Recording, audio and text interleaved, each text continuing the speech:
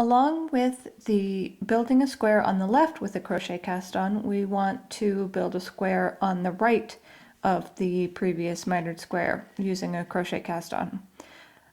In this instance, we're going to cast on the stitches first before we pick up a knit along the right side of the previous square.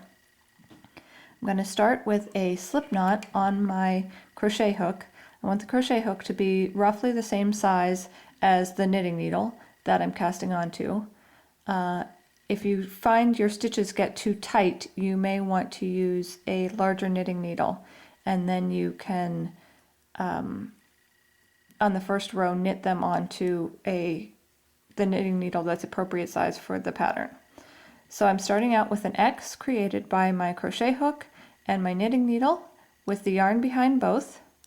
I'm going to grab the yarn with the crochet hook and pull it through the slip knot that's on the crochet hook. Move the yarn back behind the knitting needle. Grab that yarn again with the crochet hook, pull it through the yarn that's on the crochet hook. Move the yarn to the back. Continue doing this until I get one fewer stitches than the number of stitches that I need to cast on. So in this instance, I've been using 25 stitch squares in the videos. So I would want to cast on 12 stitches and then pick up and knit 13. So what I want to do is actually cast on 11 stitches. I'll pretend that's 11.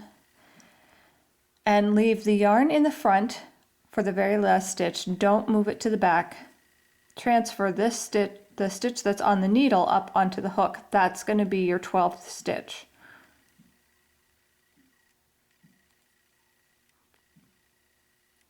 And then slip the hook out.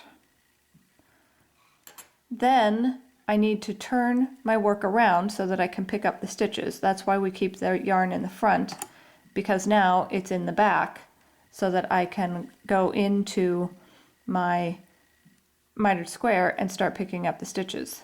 And I want 13 stitches up the side here. Once I get the 13 stitches up the side here, then I have my entire 25 stitches. And again, you can see the very nice defined edge that makes.